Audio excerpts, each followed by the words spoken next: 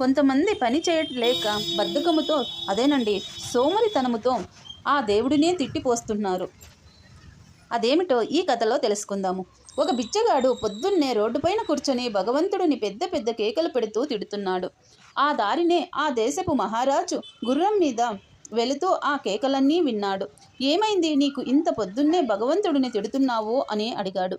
మీకేమిటి మహారాజా, మిమ్మల్ని భగవంతుడు ఒక రాజుగారి కుమారుడిగా పుట్టించాడు. మీరు చక్కగా మహారాజు అయిపోయారు కదా. నా కర్మ ఇలా ఉంది. ఒక రూపాయి కూడా లేని దరిద్రుడిగా పుట్టించాడు చూడండి. దేవుడికి ఎంత పక్షపాతమో అన్నాడు ఆ బిచ్చగాడు. చిరునవ్వు నవ్వుతూ ఆ మహారాజు ఇలా అన్నాడు. అయితే భగవంతుడు నీకేమీ ఇవ్వలేదు, చిల్లి గవ్వ కూడా ఇవ్వలేదు అంతేగా అన్నాడు. నిజం చెప్పారు మహారాజా అన్నాడు బిచ్చగాడు. సరే అయితే నీకు 10,000 వరహాలు ఇస్తాను, నీ అరచేయి కోసి ఇస్తావా అన్నాడు రాజుగారు. భలేవారే, అలా అరచేయి లేకపోతే ఎలా అన్నాడు ఆ బిచ్చగాడు. సరే, నీ కుడికాలు మోకాలి వరకు కోసుకుంటాను, 1,00,000 వరహాలు ఇస్తాను, ఇస్తావా అన్నాడు రాజుగారు.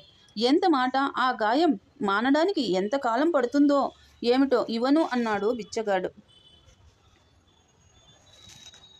అన్నిటినీ కాదంటున్నావు, ఆఖరికి అడుగుతున్నా 10,00,000 వరహాలు ఇస్తాను, నీ నాలుక కోసి ఇస్తావా అన్నాడు రాజుగారు. అయ్యో, మీరు నా జీవితాన్నే అడిగేస్తున్నారే, ఇవి లేకపోతే నేను ఎలా జీవించను అన్నాడు బిచ్చగాడు.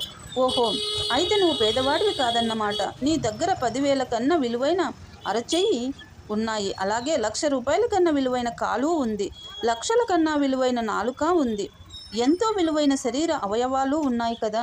మరి ఇంత విలువైన శరీరాన్ని నీకు ఉచితంగా ఇచ్చిన భగవంతుడికి పొద్దున్నే నమస్కారం పెట్టకుండా నిందిస్తావా?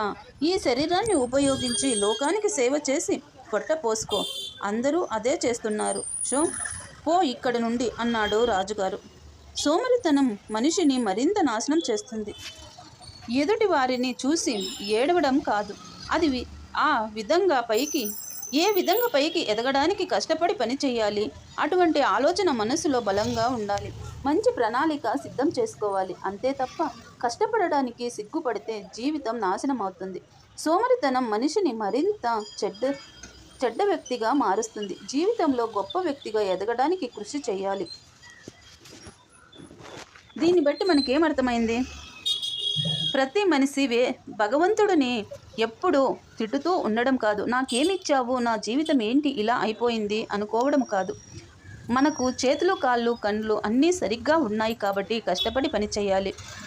అసలు ప్రపంచంలో కొంతమందికి దురదృష్టవశాత్తు కొన్ని అవయవాలు వాళ్ళని అవమానించాలని కాదు, దేవుడు తక్కువగా ఇస్తూ ఉంటాడు. అటువంటి వాళ్ళ కాళ్ళ మీద వాళ్ళు బ్రతుకుతూ ఉంటారు. అన్ని అవయవాలు కరెక్ట్గా ఉన్న వాళ్ళు మాత్రము వేరే వాళ్ళపైన ఆధారపడి ఉంటారు. ఎందుకో మరి.